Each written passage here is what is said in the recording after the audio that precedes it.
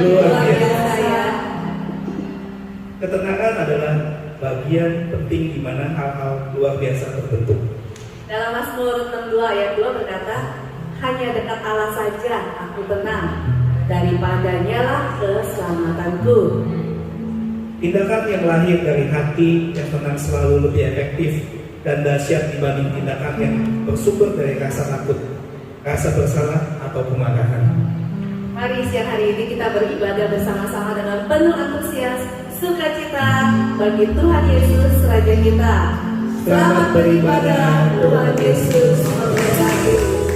Kita percaya bahwa di musim yang akan kita lewati di tahun 2022 ini, Tuhan selalu menyertai kehidupan kita. Amin Bapak Ibu. Ada kemenangan-kemenangan yang akan kita lewati di tahun ini. Baik, kita akan nyanyikan lagu ini.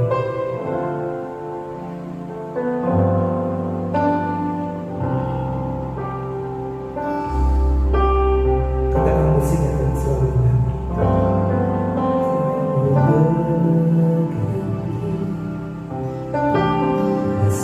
Tuhan tetap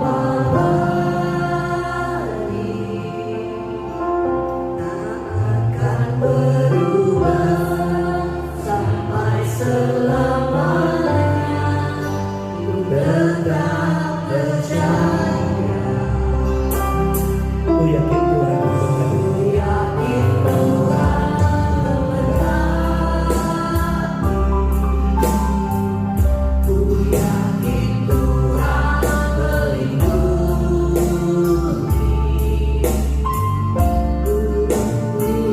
Di udara Tuhan pelihara, karena kasih-Nya. katakan Tuhan selalu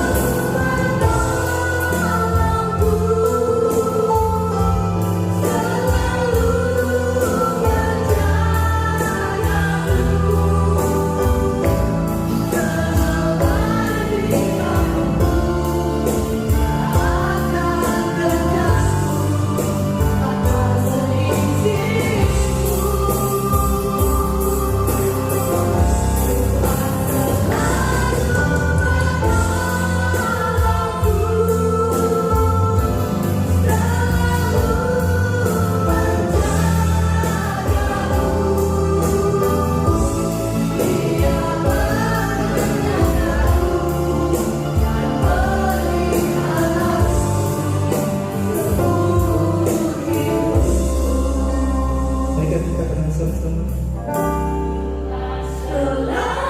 Saya akan berkata ini.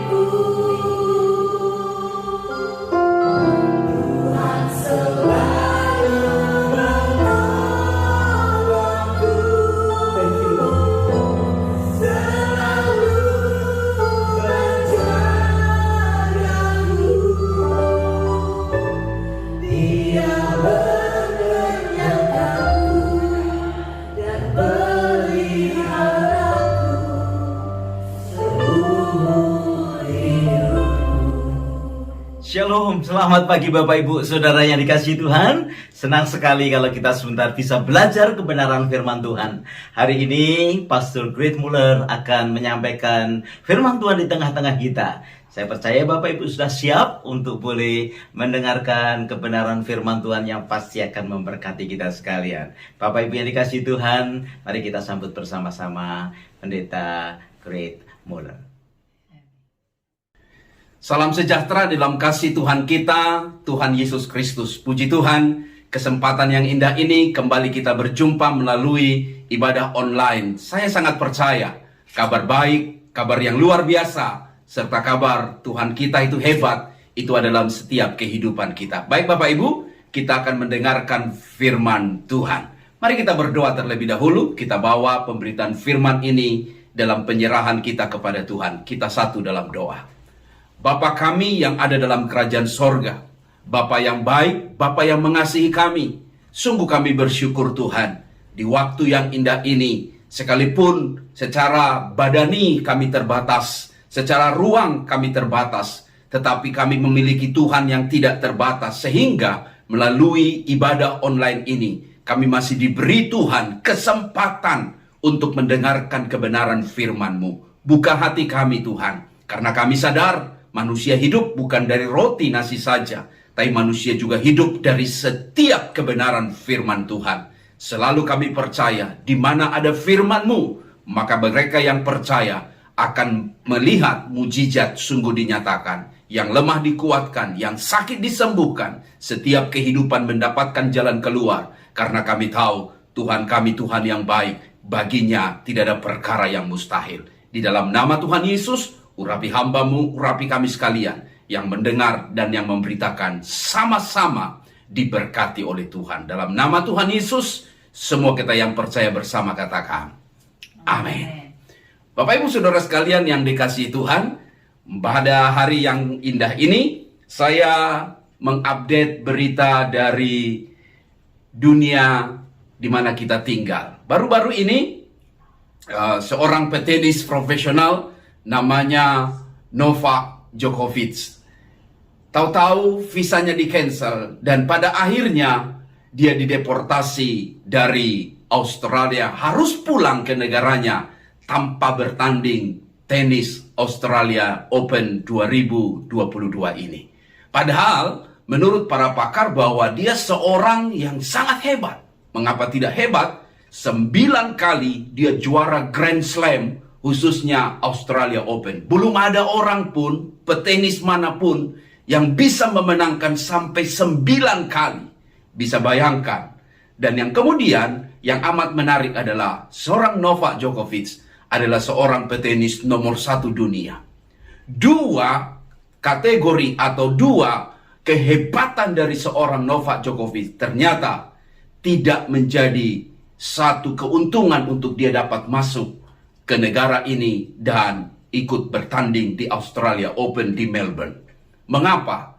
Ternyata sejatinya seorang petenis harus diuji apakah dia sudah vaksin atau belum.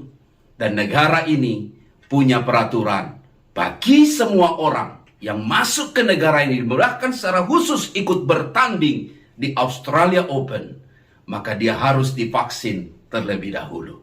Nah, saya ingin mau katakan buat setiap kita, apapun yang menjadi kerinduan atau kehebatan kita untuk mengikuti sesuatu. Ada syaratnya. Nah, termasuklah di dalam hidup kita beriman. Apa yang saya maksudkan adalah tentang purity. Bagaimana seseorang bisa berjalan di dalam kemurnian? Sekalipun sudah mengikut Tuhan, sudah percaya kepada Tuhan, tapi Tuhan mau kita untuk terus-menerus lebih sungguh lagi hidup di dalam hidup hati nurani yang selalu dimurnikan setiap waktu. Ayat pemberitaan firman pada hari ini diambil dari 1 Tesalonika 4 ayat 1, demikian bunyinya. Akhirnya saudara-saudara, kami minta dan nasihatkan kamu dalam Tuhan Yesus. Kamu telah mendengar dari kami bagaimana kamu harus hidup supaya berkenan kepada Allah. Hal itu memang telah kamu turuti, tetapi baiklah kamu melakukannya lebih sungguh-sungguh lagi. Dari ayat firman Tuhan ini, jelas kita tahu Bapak Ibu, bahwa alamat daripada kitab 1 Tesalonika ini adalah kepada orang-orang Kristen yang hidup pada zaman itu. Rasul Paulus menuliskan kitab ini dan kemudian mengirimkan surat ini untuk selalu mengingatkan mereka. Hari berganti hari, bulan berganti bulan, tahun berganti tahun. Biar hidup kekristenan kita itu lebih sungguh dan lebih sungguh lagi. Dan saya percaya Bapak Ibu, ini sangat aktual dalam hidup kita.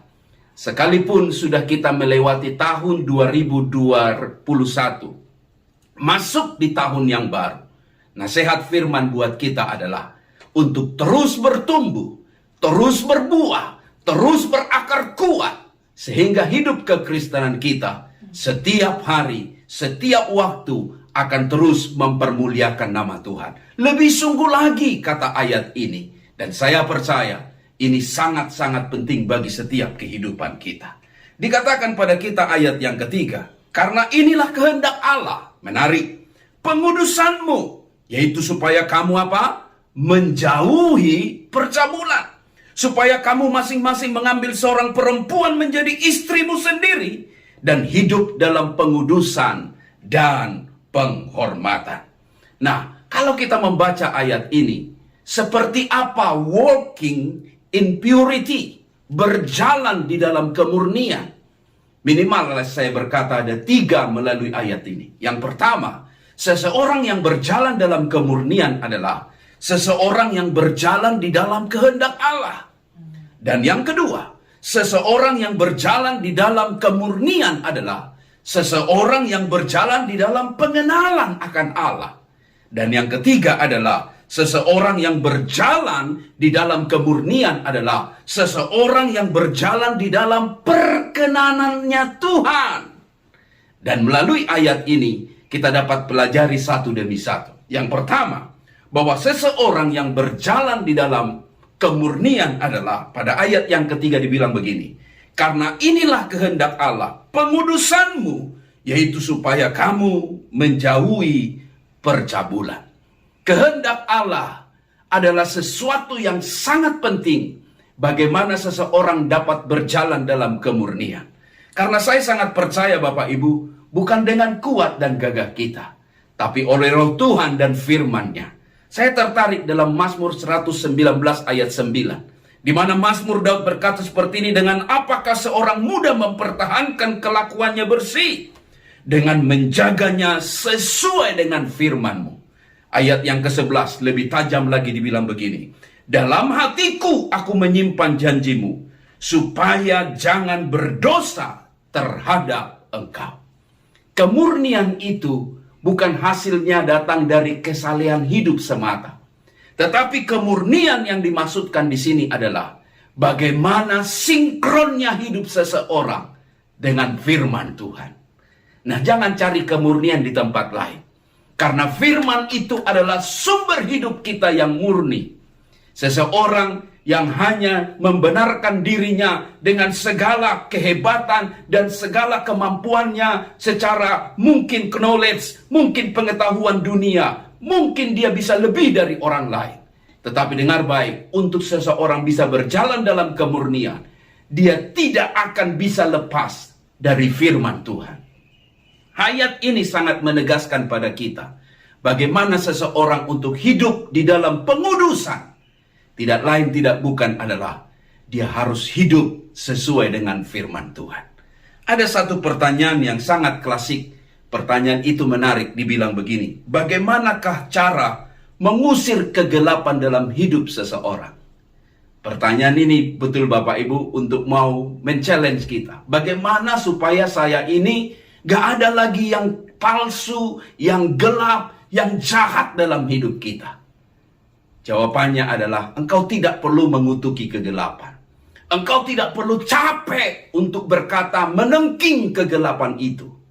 Yang perlu kau buat adalah cuma satu. Nyalakanlah lilin terang itu. Nyalakanlah di kegelapan itu. Maka dengan nyalanya terang itu, kegelapan pun akan berundur. Demikian hidup seseorang. Yang hidup ingin di dalam terang Tuhan. Engkau tidak perlu sibuk dengan kegelapan yang ada. Tetapi cukup engkau buka hatimu. Terima firman. Isi hatimu dengan firman. Isi pikiranmu dengan firman. Isi hidupmu dengan firman. Maka engkau akan berjalan di dalam kemurnian dari satu kepada kemurnian yang lainnya. Saya sangat percaya Bapak Ibu bahwa ketika dikatakan Mazmur 119 ayat 105, firman-Mu itu apa? Pelita bagi kakiku dan terang bagi jalanku. Berarti Bapak Ibu, ketika firman itu ada dalam hidup kita, saya sangat percaya kemurnian itu bukan sesuatu yang mustahil mau digapai. Asal saja hidupmu selaras dengan firman itu, kita akan berjalan dari satu kemurnian kepada kemurnian berikutnya, sehingga hidup kita menjadi serupa segambar dengan Kristus Tuhan kita. Haleluya. Bagian yang kedua dikatakan kepada kita bahwa ayat yang keempat, supaya kamu masing-masing mengambil seorang perempuan menjadi istrimu sendiri dan hidup di dalam pengudusan dan penghormatan. Yang kedua adalah walking in purity, artinya adalah seseorang berjalan di dalam pengenalan akan Allah. Tahukah Bapak Ibu, tahu Tuhan dan kenal Tuhan adalah dua hal yang berbeda. Anda setuju? Tahu Tuhan dan kenal Tuhan dua hal yang berbeda. Anda setuju dengan statement saya? Dan saya sangat yakin bahwa itu adalah benar 100%. Karena mungkin saya tahu Anda, tetapi saya belum tentu kenal Anda. Dan itu dua hal yang berbeda. Tahukah Bapak Ibu apa yang dikatakan oleh kitab 1 Tesalonika ini? Tentang beberapa poin kehidupan. Yang pertama, kalau orang di dalam pernikahan, biasanya kalau dia hidupnya hanya tahu Tuhan, maka dia akan memandang pernikahan sebatas hawa nafsu. Anda bisa membaca ayat 1 Tesalonika ini, Anda akan tahu uraiannya lebih dalam. Tetapi dengar baik, kalau orang berjalan dalam pengenalan akan Tuhan, memandang pernikahan, itu memandangnya sebagai pengudusan dan penghormatan. Hormat dengan pernikahan. Pandang kekudusan di dalamnya. Bukan hanya nafsu semata. Yang kedua, mengenai persaudaraan. Kalau orang di dalam kitab 1 Tesalonika ini hanya tahu Tuhan, maka dikatakan begini, dia hanya mengambil keuntungan dari persaudaraan itu. Dalam kalimat ini disebut apa? Memanfaatkannya. Tetapi orang yang mengenal Tuhan di dalam persaudaraan, yang dikedepankan adalah bukan keuntungan, tapi kasih. Dua hal yang berbeda, bukan? Kita bersahabat, kita berteman, kita bersaudara, bukan untuk sebuah cuan atau sebuah keuntungan. Tapi Bapak Ibu, justru kita mau nyatakan kasih di dalamnya. Apa itu kasih? Justru ada pengorbanan di dalamnya. Apa itu kasih? Justru ada di sana yang disebut dengan rela kehilangan hak demi saudara. Tetapi kalau orang masih hidup di dalam pengetahuan akan Tuhan, artinya Tuhan hanya sebatas teori dan agama. Dia hanya melihat saya berteman dengan orang ini, kalau dia menguntungkan atau tidak. Maka ukurannya adalah bukan kasih dari Tuhan, tapi untung atau tidak. Yang ketiga, kehidupan tentang kerohanian.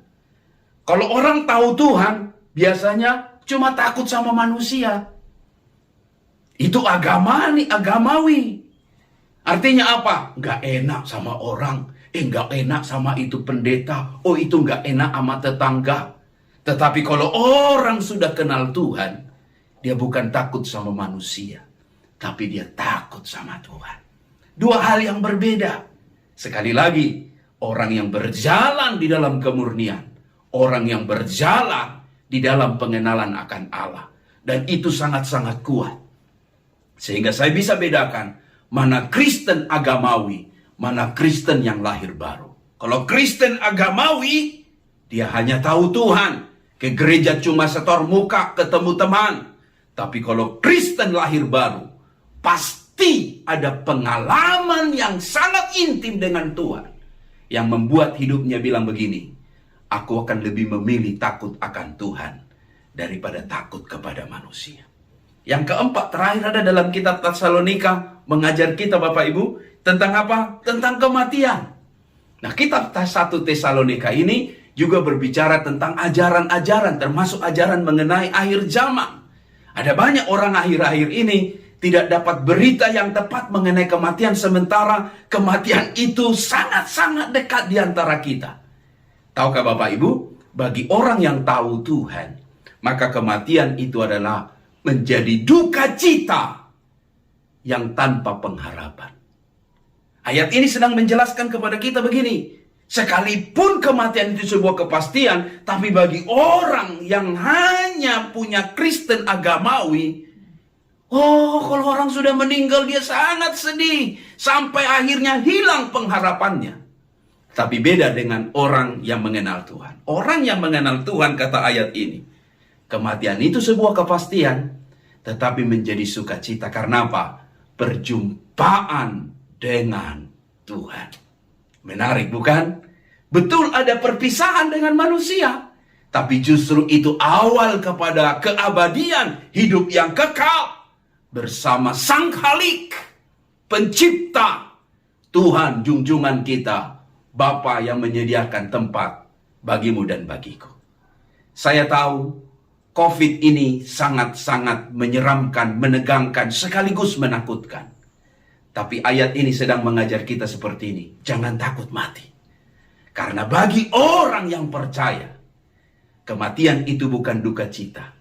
Tapi kematian itu adalah sukacita. Satu perjumpaan, peralihan.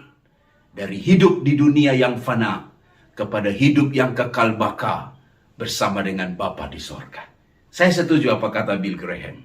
Kematian bagi orang percaya adalah sesungguhnya cuma pindah alamat. Dari alamat di bumi kepada alamat di sorga. Hai jiwaku, engkau tidak perlu takut dengan COVID. Hai jiwaku, engkau tidak perlu takut dengan kematian. Karena kematian bagi orang percaya adalah sesuatu yang pasti. Bahkan saya katakan, bukan kekalahan, tapi kemenangan. Karena Kristus telah menyediakan sorga yang mulia buat setiap kehidupan kita. Nah, Bapak Ibu, dengarkan baik apa kata ayat ini yang sungguh-sungguh menguatkan kita. Walking in purity, artinya berjalan dalam kehendak Allah. Yang kedua, berjalan di dalam pengenalan akan Allah. Yang ketiga terakhir, orang yang berjalan dalam purity adalah orang yang berjalan dalam perkenanan Allah. Menarik, ayat 1 dibilang begini. Akhirnya, saudara-saudara, kami minta dan nasihatkan kamu dalam Tuhan Yesus. Apa dikatakan? Kamu telah mendengar dari kami. Bagaimana apa?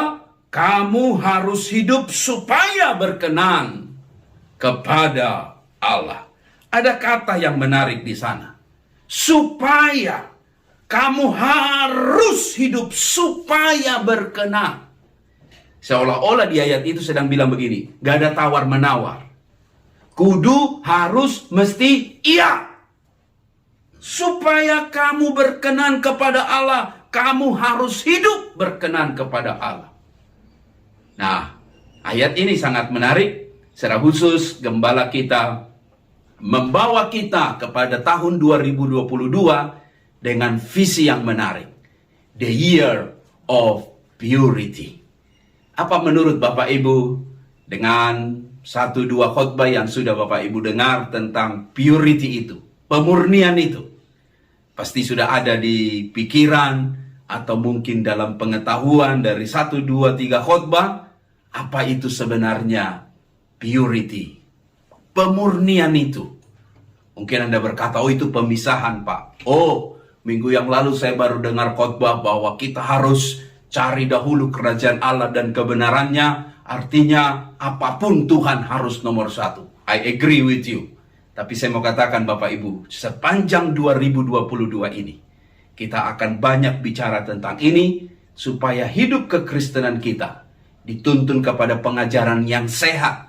Sehingga bukan saja cuma datang ke gereja, tapi dituntun melalui visi gembala untuk kita berjalan di dalam pemurnian setiap waktu, setiap hari, setiap bulan demi bulan, 52 minggu dalam 1 tahun. Khotbah-khotbah yang membangun iman kerohanian kita. Tentang berkenan kepada Tuhan, saya sangat tersentuh dengan kitab Kisah Para Rasul 13 ayat 12. Yang bilang begini, saya bacakan. Aku telah mendapat Daud bin Isai, seorang yang berkenan di hatiku dan yang melakukan segala kehendakku. Ayat ini sangat-sangat dalam saya pahami. Karena apa? Ayat ini sebenarnya harusnya cuma diceritakan di kitab 1 Samuel atau khususnya Perjanjian Lama lah.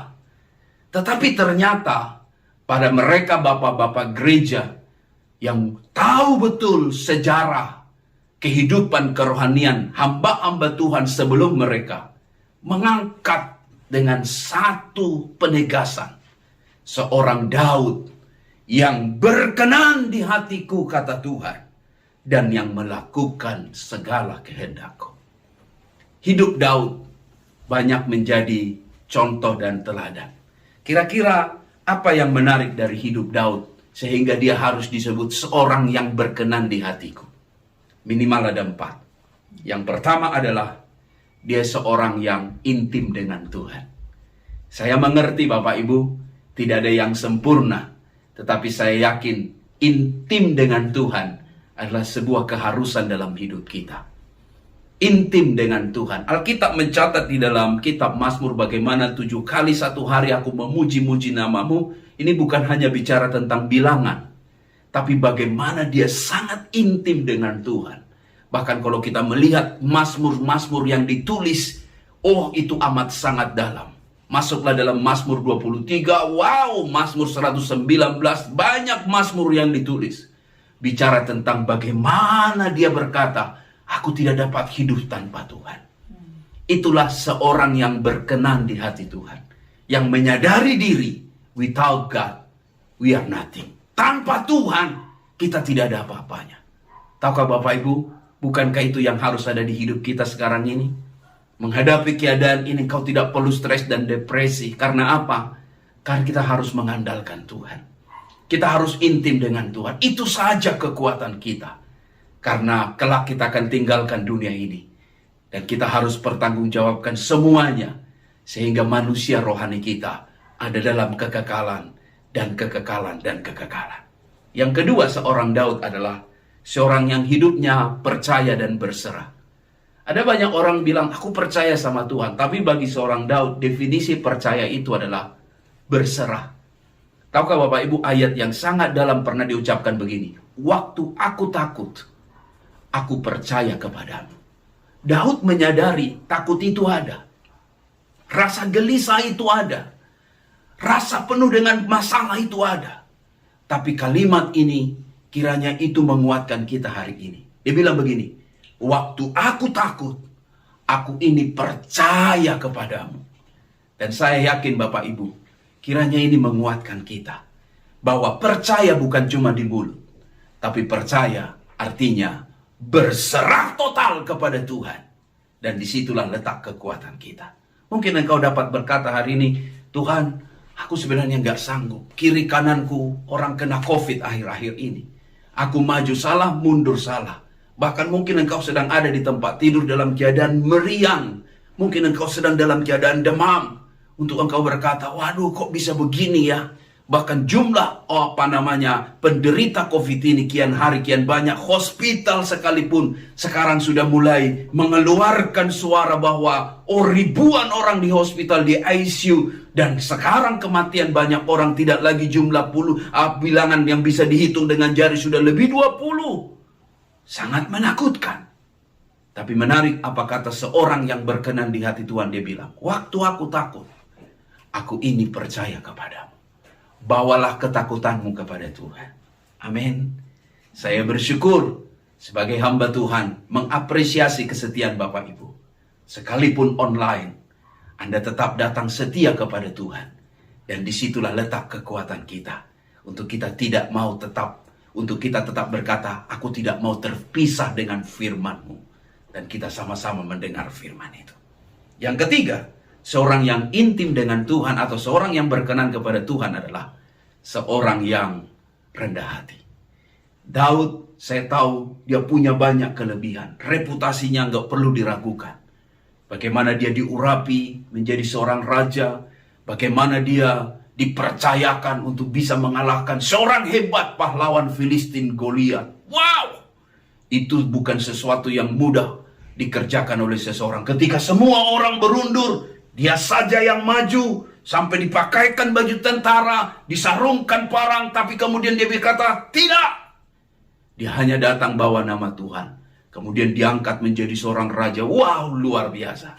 Tapi tahu apa yang terjadi? Dia tetap menjaga hatinya. Secara khusus, bagaimana hubungannya dengan Saul.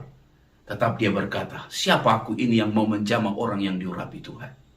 Bukankah itu hati yang sungguh-sungguh dapat menyentuh sorga ketika dia menyadari bahwa sesungguhnya dia nggak siapa-siapa karena Tuhan. Pernah dia jatuh dalam dosa bukan? Ya, itu jelas Alkitab mencatat. Seorang yang rendah hati, yang ditegur nggak marah, yang ditegur kesalahannya, tidak membela dan kemudian memberontak, tapi justru tersungkur sampai keluarlah Mazmur 51. Sedang berbicara bagaimana dia meratap sejadi-jadinya. Sampai dia berkata, sesungguhnya dia seorang yang tidak layak. Seorang yang rendah hati.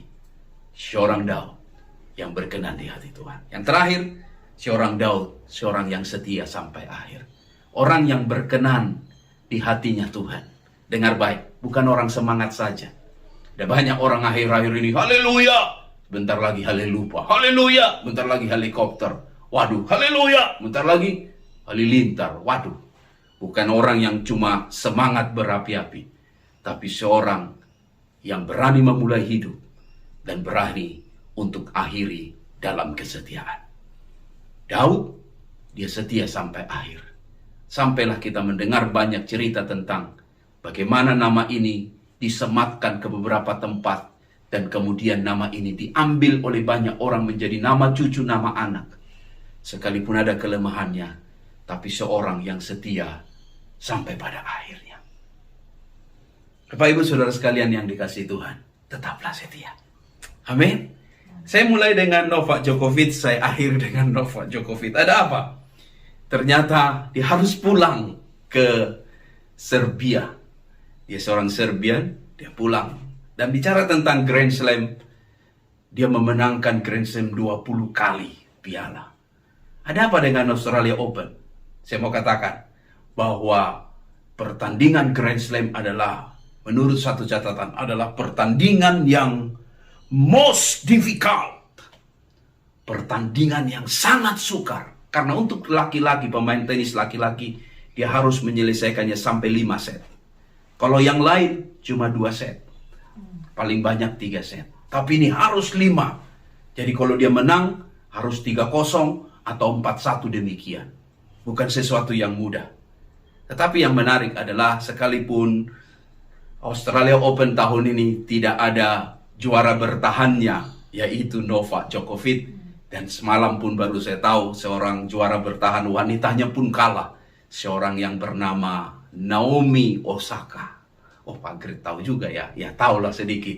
Walaupun taunya badminton, tetapi untuk jadi komentator, oh jangan ditanya. Tapi saya mau katakan begini Bapak Ibu, menutup khotbah saya ini, bicara Grand Slam. ada satu spirit yang harus saya mau katakan. Apa itu? Bilang begini. Kalah menang itu biasa. Di dalam permainan tenis, yang paling penting adalah kau harus menyelesaikan pertandingan itu sampai akhir. Kalah menang itu adat pertandingan. Tetapi setiap pertandingan menuntut engkau. Mau kuatkah, mau lemahkah, mau banyak masalahkah atau tidak, mau COVID kah atau tidak. Kau harus selesaikan itu sampai akhir. Artinya, hidup kita di dalam hari-hari menjalaninya tetap setia. Sebagaimana Yesus yang setia sampai akhir. Setia sampai akhir. Berjalan dalam kemurnian. Itu bicara tentang kau harus setia sampai akhir. Proses demi proses. Ketika langit terbuka, Yesus dibaptis. Kalimatnya menarik. Inilah anakku yang kukasihi. Kepadanya lah aku berkenan. Tetap semangat. Jangan takut. Setia sampai akhir. Tuhan mau berikan mahkota kehidupan buat setiap kita. Haleluya. Tuhan memberkati kita. Mari satu dalam doa. Bapa yang baik. Terima kasih untuk firman-Mu hari ini. Menyegarkan, menguatkan, memotivasi kami. Supaya hidup yang kami jalani. Bukan hanya hidup Kristen yang agamawi. Yang hanya tahu Tuhan tapi tidak mengenal Tuhan. Biarlah di waktu yang singkat ini. Masing-masing kami boleh mencerna dengan urapan Roh Kudus-Mu. Apa yang Kau mau kami kerjakan dalam hari hidup kami. Terima kasih untuk firman-Mu. Yang memberikan ketenangan, kekuatan, kemampuan. Sehingga kami dapat berkata, apapun yang terjadi, kami mau setia sampai akhir. Aku berdoa buat setiap lutut yang mulai lemah. Tuhan menguatkan. Ada semangat mungkin yang seperti pudar nyalanya. Aku berdoa, sumbu yang pudar nyalanya tidak Kau biarkan padam dalam nama Yesus. Semua kami mau semangat melayani Tuhan. Dan menghadapi pandemi yang masih ada di sekitar kami. Kami tetap mau berkata, kepada Tuhan hati kami melekat. Daripadanya lah pertolongan dan kekuatan kami. Dan kami berdoa hari ini secara khusus yang sedang ada dalam keadaan isolasi mandiri oleh karena positif COVID. Mari Bapak Ibu angkat tanganmu. Kita berdoa dalam nama Tuhan Yesus. Ada kuasa darah Yesus yang menutup bungkus setiap kami. Sehingga kami percaya nama Tuhan menara yang kuat ke sana orang benar berlari maka ia selamat. Maka kami yakinkan dalam nama Yesus. Kuasa-kuasa virus ini tidak akan mengganggu kesejahteraan kami. Kami akan bangkit dan menang. Karena kami tahu di atas salib Yesus berkata sudah selesai. Kemenangan ada pada setiap hidup kami. Dan aku percaya bagi yang lemah ada kekuatan yang baru. Ada mujizat tersedia. Dan hari-hari ini kami percaya kami akan mengalami kesembuhan dari Tuhan. Bagi mereka yang sedang berdoa untuk finansial, kebutuhan hidup sehari-hari, atau mungkin ada masalah keluarga, ada pergumulan yang sangat besar. Selalu iman kami berkata bahwa kami punya Tuhan yang hebat, yang baginya tidak ada perkara yang mustahil. Biar kami sama-sama berharap pada Tuhan. Kami imankan kata firman-Mu. Pengharapan dalam Tuhan tidak akan pernah mengecewakan kami. Berkati pekerjaan kami. Berkati iman kerohanian kami. Berkati setiap keluarga kami. Berkati gereja-Mu dalam online ini untuk tetap Tuhan memeliharakan kami. Kami doakan untuk para pelayan-pelayan, para pastor. Tuhan Yesus memberkati kami. Terima kasih Bapa. Terpuji nama-Mu. Dalam nama Tuhan Yesus Kristus. Semua kita yang diberkati Tuhan mengalami mujizat kemenangan bersama kita katakan. Amin. Amin. Haleluya. Tepuk tangan yang luar biasa buat Tuhan kita. Haleluya.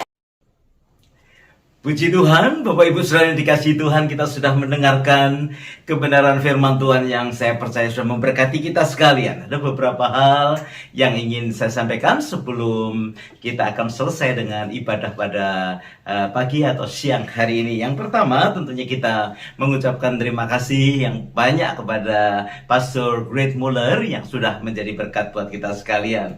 baik yang ada di dalam negeri maupun yang ada di luar negeri atau di luar kota yang sedang berliburan pada saat ini. Tuhan Yesus memberkati, maju terus di ladang Tuhan. Bapak Ibu, selama 2 minggu ini kita akan melaksanakan ibadah secara online, ya, mengingat ada beberapa hal yang mungkin perlu kita perhatikan, khususnya penyebaran COVID atau COVID condition yang ada saat ini. Jadi untuk ibadah kita minggu ini dan minggu depan kita akan buat secara online. Nanti kita akan update lagi seandainya semua kita bisa segera onsite kembali. Terus kita berdoa, saya berharap seluruh sidang jemaat tetap bisa mengikutinya dengan setia dan tentunya dengan penuh sukacita. Bapak Ibu yang dikasihi Tuhan, Sabtu depan kita juga ada ibadah dari GKI Penuai Wolonggong. Kita doakan biar juga boleh memberkati banyak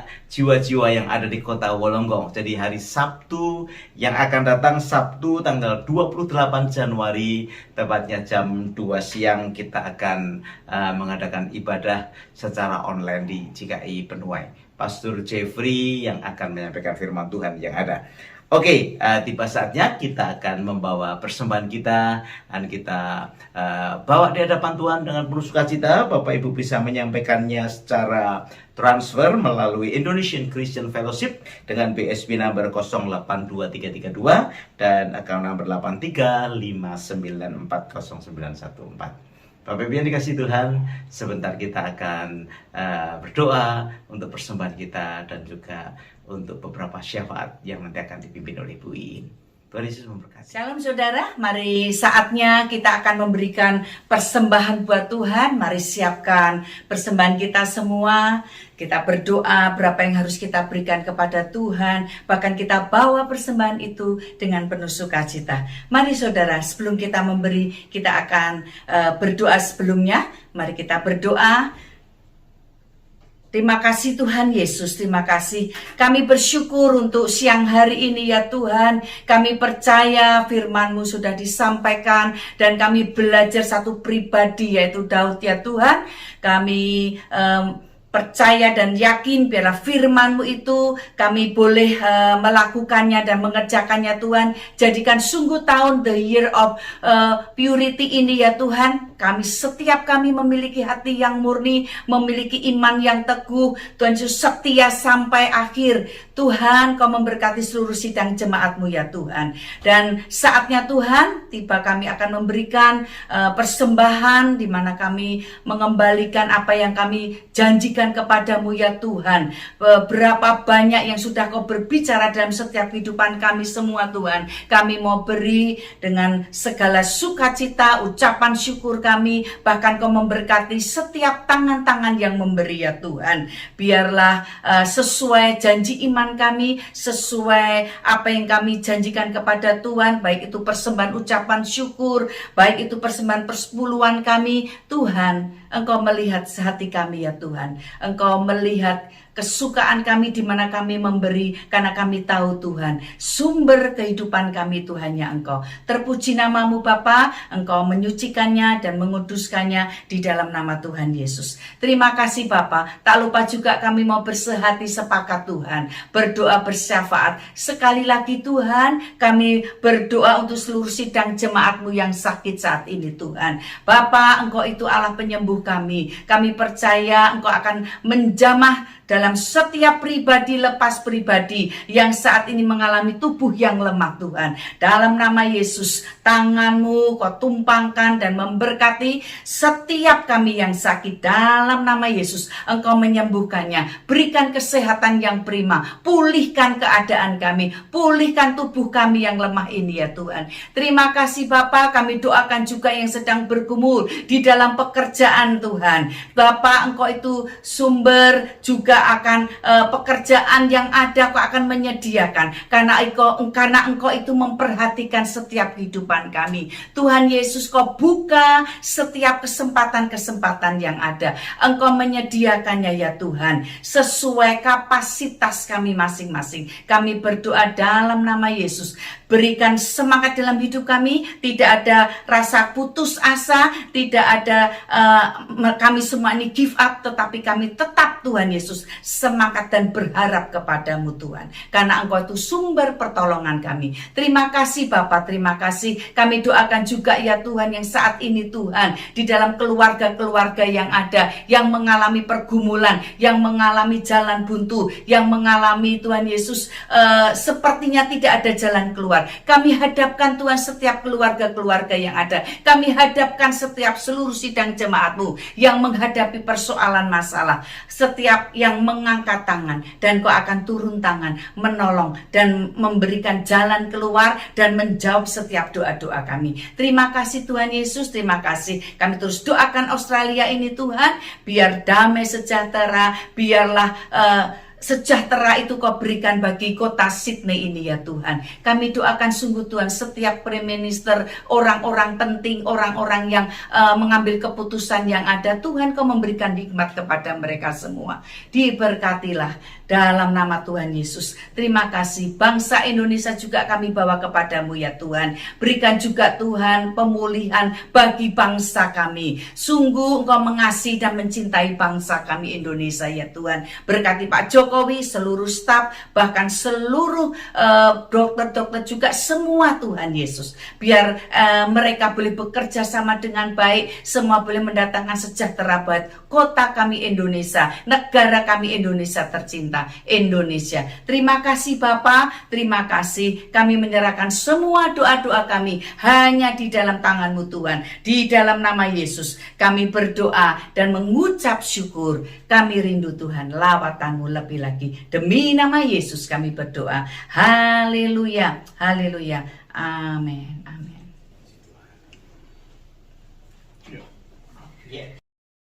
Berdiri bersama-sama Bapak Ibu mengakhiri akan ibadah kita. Sekali lagi terima kasih Tuhan. Mari Kau tumpahkan tangan-Mu atas setiap kami, Bapak sejahtera atas setiap kami. Kita ke Tuhan yang ajaib dan luar biasa, dahsyat di dalam setiap kehidupan kami. Puji nama-Mu Bapak Ibu, angkat tangan, buka hati, doa dengan membawa berkat yang besar dari Allah Bapa, cinta kasih dari Tuhan Yesus dan persekutuannya di dalam Roh Kudus menyertai kita sekalian sekarang bahkan sampai selama-lamanya. Semua kita berkata amin. Tuhan Yesus memberkati kita sekalian Bapak Ibu.